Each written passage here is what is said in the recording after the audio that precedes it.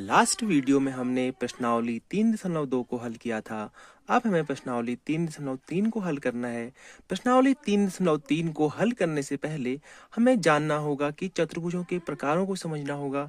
चतुर्भुजों के प्रकार समझने की हम आप कोशिश करेंगे। सबसे पहले है समलंब चतुर्भुज। समलंब चतुर्भुज कौन सा होता है? उसकी जो भुजाओं का एक युग्म होता है वो समांतर होता है। यहाँ पे दो आकृतियां बनी हुई है, यह पहली आकृति और यह दूसरी आकृति। इसमें जो ये दो भुजाएं हैं ये क्या है? आपस में समांतर हैं। और इस दूसरी आकृति की ये जो भुजाएं हैं आमने सामने की, ये वाली दो भुजाएं समांतर हैं, लेकिन ये वाली भुजाएं समांतर नहीं है। क्या लिखा है? भुजाओं का केवल एक युग्म समांतर होता है। अगला हमारा प्रकार है पतंग। पतंग क्या होता है? जो पतंग में होती है दो अलग अलग आसन्न भुजाओं के युग्म होते हैं और उनकी लंबाई बराबर होती है। एक युग्म ये हो गया आसन्न भुजाएं और एक युग्म ये हो गया आसन्न भुजाओं का। यहाँ पे दूसरी आकृति है, एक युग्म एक ये वाला युग्म और एक ये वाला युग्म क्या है? आसन्न भुजाएं हैं। आसन्न भुजाओं क्या होता है? जो आपस में जुड़ी हुई है। इनके क्या होती है? लंबाई बराबर होती है। इस वाली भुजा की लंबाई और इस वाली भुजा की लंबाई बराबर, इस वाली भुजा की और इस वाली भुजा की लंबाई बराबर। तो ये वाली क्या होती है? पतंग होती है। अब हम देखेंगे समांतर चतुर्भुज क्या होते हैं। समांतर चतुर्भुज को समझने की कोशिश करेंगे। अब हम देखते हैं समांतर चतुर्भुज क्या होता है। समांतर चतुर्भुज में ऑब्वियसली बात है कि एक समांतर चतुर्भुज है तो एक क्या होगा? एक चतुर्भुज है। वह चतुर्भुज जिसमें आमने सामने की भुजाएं समांतर होती हैं।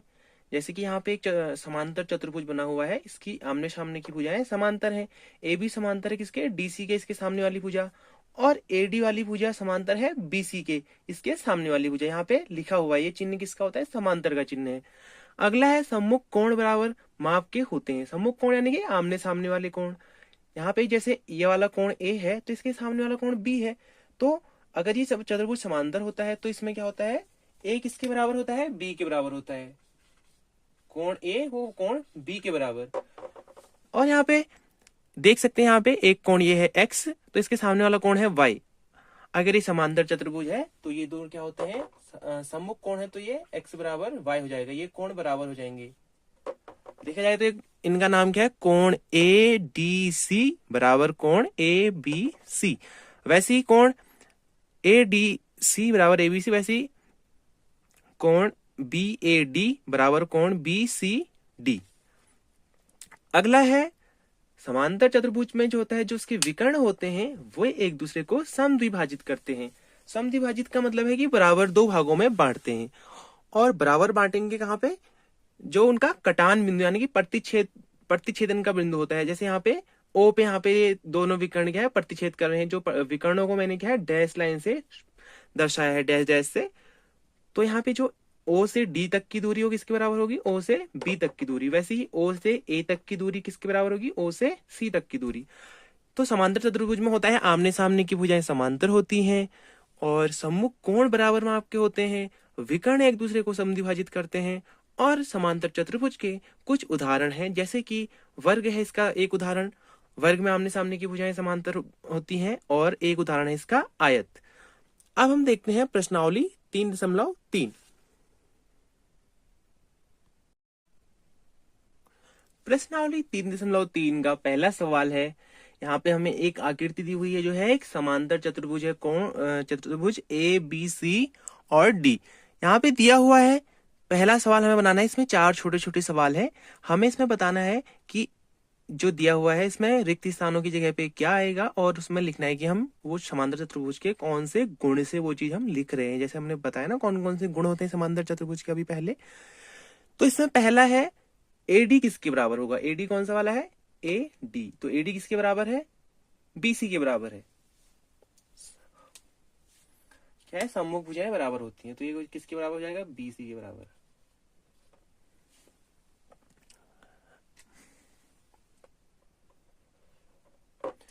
अगला है कोण डीसीबी बराबर। कोण डीसीबी कौन से वाला है? कोण डीसीबी।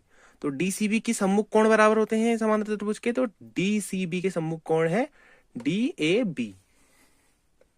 कोण डी ए बी। अगला है ओसी किसके बराबर है? ओसी कहां पे है? ओ सी। तो OC किसके बराबर होगा, OA के बराबर होगा, क्योंकि जो इस ये एक विकर्ण है, विकर्ण एक दूसरे को समद्विभाजित करते हैं, तो ये दूसरे विकर्ण ने इसको बराबर भागों में विभाजित किया है, तो OC के बराबर होगा OA। जब यह सवाल बनाते हैं तो किताब साथ में लेके बैठे, तब आपको ज्यादा समझ में आएगा। अगला है कोण M कोण DAB धन M कोण CDA किसके बराबर होगा। तो कौन कौन से कोण है ये, इसको हम पहले इसको ले लेते हैं, M कॉमन ले लेते हैं हम। तो ये हो जाएगा कोण DAB धन कोण CDA।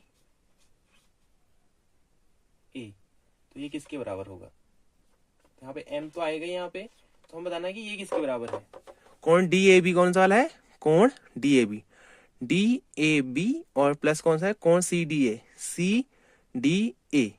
ये वाला कोण इसके बराबर हो जाएगा, DAB वाला हो जाएगा DCB के बराबर, यहाँ दिया हुआ है। और CDA किसके बराबर है, CDA है वहां CBA के, कौन सा है, CDA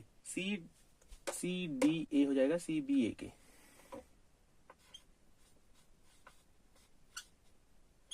ये हो गया हमारा पहला सवाल। अब हम देखते हैं इसमें दूसरा सवाल। दूसरे सवाल में हमें बहुत सारी आकृतियां दी हुई हैं जो है समांतर चतुर्भुज। तो हमें समांतर चतुर्भुज के गुणों का प्रयोग करके हमें x, y और z का मान निकालना है। तो इसमें पहला सवाल है, यहाँ पे एक समांतर चतुर्भुज बनाया हुआ है ABCD, इसमें यहाँ पे x, y और z का हमें मान निकालना है। ये वाला है x, ये वाला है y और ये वाला है z। तो अगर हमें पता है कि b का मान तो है 100, तो हम इससे क्या निकाल सकते हैं, y का मान। y का मान भी क्या हो जाएगा, अगर b का मान हमारे पास है 100, तो y का मान हो जाएगा 100, क्योंकि क्या है, सम्मुख कोण है, ये सम्मुख कोण हो गए। अब हमारे पास बचे x और z। x और z भी हमारे पास क्या है, बराबर हैं। क्यों, क्योंकि ये भी क्या है, सम्मुख कोण है। x और z भी बराबर है। अब हम देखते हैं कि ये है तो एक चतुर्भुज ही, तो इसमें सारे कोणों का योग कितना हो जाएगा, 360 डिग्री। एक चतुर्भुज के चारों कोणों का योग, अंतः कोणों का योग होता है 360 डिग्री। तो x और z को जोड़ना है हमें, y को जोड़ना है और 100 डिग्री को जोड़ना है। तो चार कोणों को जोड़ के हमारा योग आता है 360 डिग्री।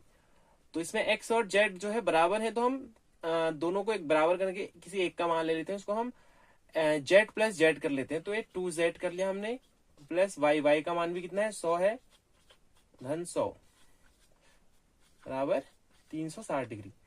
तो 2z बराबर 360, ये जुड़ के 200 हो गया, 200 वहां जाके हो गया, साइड चेंज हो जाएगा, RHS जाके इसका हो जाएगा निगेटिव का 200। तो z हो जाएगा हमारे पास, और 2z हो जाएगा, ये हो जाएगा हमारे पास 160,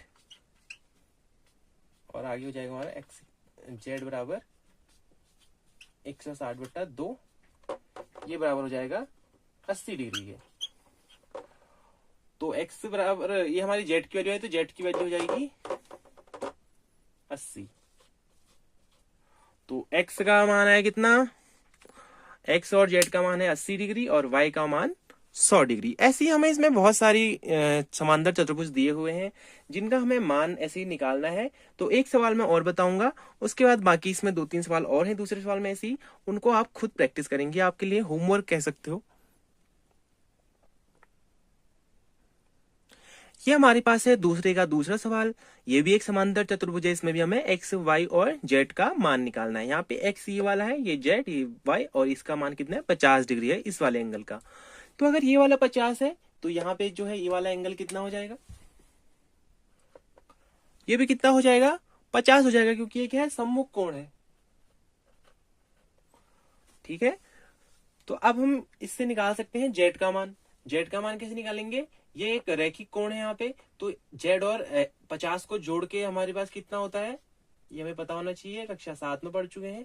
इसका मान होता है 180 के बराबर। तो z का मान हो जाएगा 180 में से 50 घटाएंगे तो कितना आएगा, 100 30 डिग्री। अब हम निकालेंगे x और y का मान। तो ये वाला 50 है, ये वाला 50 है, और x और y क्या है, बराबर है। ये भी क्या है, सम्मुख कोण है। x, y और 50 को जोड़ के चतुर्भुज के चारों अंतःकोणों का योग कितना होता है, 360। तो 50 को जोड़ा हमने, 50 को फिर जोड़ा, फिर x को जोड़ा, फिर y को जोड़ा, ये हो जाएगा 360 के बराबर।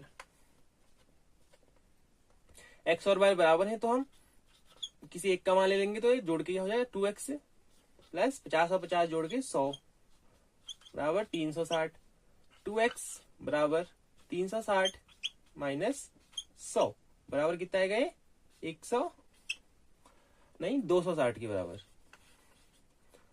260 के बराबर है तो x का मान कितना आएगा, 260 बटा 2 बराबर 130 के बराबर।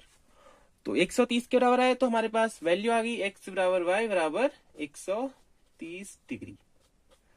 तो हमारे पास निकल के आया है x और y का मान हो गया 130 डिग्री, दोनों का 130 130, और z का मान भी यहाँ पे 130। तो सभी का मान कितना है हमारे पास, 130 डिग्री। ऐसे ही बचे हुए सवालों को तुमने करना है। अब हम बनाएंगे इसमें तीसरा सवाल।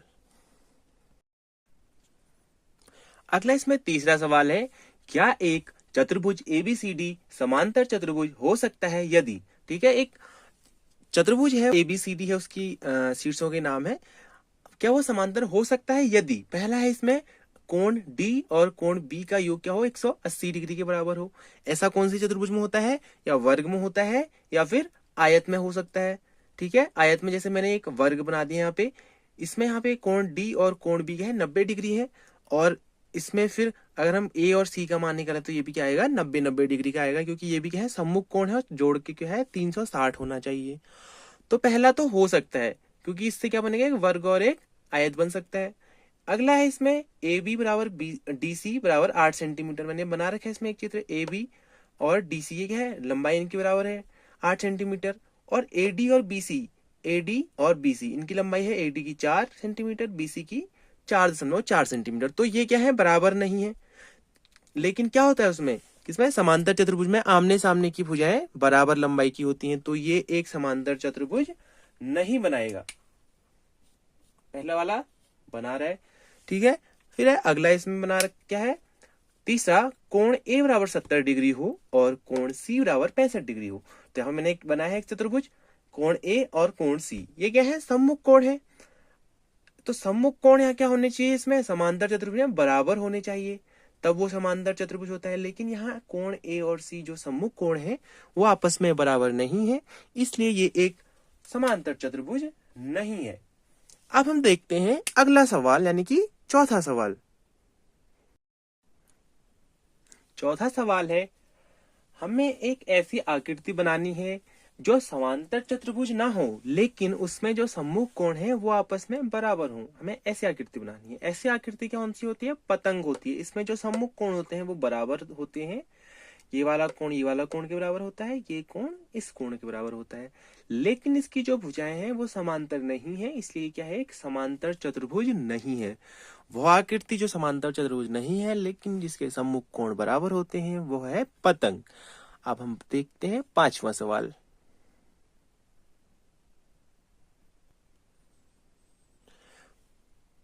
पांचवा सवाल है, हमें एक जो है समांतर चतुर्भुज दिया हुआ है जिसके दो आसन्न कोणों का अनुपात, ठीक है, दो आसन्न कोणों का अनुपात, दो आसन्न कोणों का अनुपात है 3:2। तो हमें सभी कोणों का मान बताना है। अगर मैं मान लू ये दो आसन्न कोण है तो इनका अनुपात 3:2 है, तो मैं मान लो इसको 3x और इसको 2x मानू, तो इस वाले कोण का सम्मुख कोण है ये वाला, ये इसके बराबर होगा, ये हो जाएगा 3x, और ये 2x के सम्मुख वाला कोण है ये, तो ये इसका भी मान बराबर हो जाएगा 2x, क्योंकि ये एक समांतर चतुर्भुज है। अब चार कोण तो हमें मिल गए किसके, x के रूप में। हमें अब निकालना है सबका मान, तो सबका मान निकालने के लिए हमें चारों कोणों का योग देखना है। 3x plus 2x plus 3x plus 2x बराबर किसके होता है, 360 डिग्री के बराबर होता है। तो ये जोड़ के सब कितना हो जाएंगे, 10x बराबर 360, x बराबर 36, या देख लो 360 डिग्री बट्टा 10 तो आएगा 10 डिग्री, नहीं 36 डिग्री आएगा ये वाली जीरो से ये वाली जीरो कटा तो हो जाएगा 36 डिग्री। तो x का मान 36 है तो हमें बाकी उनका निकालना है, बाकी भुजाओं का। तो ये दो तो बराबर है तो एक का ही निकाल लेते हैं, तो ये हो जाएगा 36 गुणा एक्स यानी कि 36, 3 गुणा एक्स यानी कि 3 गुणा 36 हो जाएगा 108 डिग्री।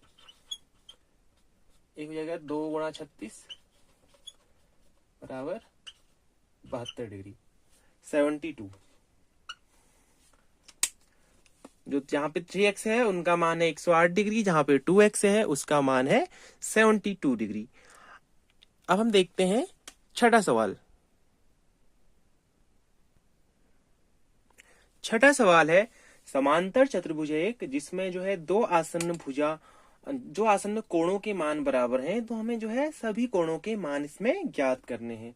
यहाँ पे मैंने एक चतुर्भुज बनाया है, मान लो कि ये समांतर चतुर्भुज है, इसमें दो आसन्न कोणों के मान बराबर है, तो बराबर है तो मैं दोनों कोणों को ए मान लेता हूं। तो अब ये वाला कोण इसके सम्मुख कोण है तो सम्मुख कोण बराबर होता है, तो ये वाला भी ए हो जाएगा, ये वाला इसके सम्मुख है तो ये वाला भी ए हो जाएगा। तो इसके चारों कोणों का मान कितना हो गया ए, और सबको जोड़ के कितना होता है 360 के बराबर होता है चतुर्भुज के अंतःकोणों का योग। तो a plus A is equal to 360 degree, ये जोड़ के जाएंगे 4a बराबर 360 degree, a is equal to 360 divided by 4 is equal to 90 degree. तो चारों कोण क्या होंगे, इसमें समकोण होंगे। समांतर चतुर्भुज जिसमें दो आसन्न कोणों के मान बराबर हैं, तो उसमें चारों कोणों के मान होंगे 90-90 डिग्री के। तो इसमें आज हमने जो है 6 सवाल बनाए इस प्रश्नावली में। इस प्रश्नावली में है टोटल 12 सवाल, तो सवाल काफी बड़े भी हैं, इसमें टाइम लगता है जिनमें। तो आज की वीडियो में हम 6 सवाल ही बनाएंगे, अगली वीडियो में हम बाकी बचे हुए 6 सवालों को हल करेंगे। अगली वीडियो के लिए जो है इंतजार करें और चैनल को लाइक करें, सब्सक्राइब करें और शेयर करें। ऐसे ही हम जो है कक्षा 8 की जो है पूरी गणित को हल करने वाले हैं। Like, share and subscribe.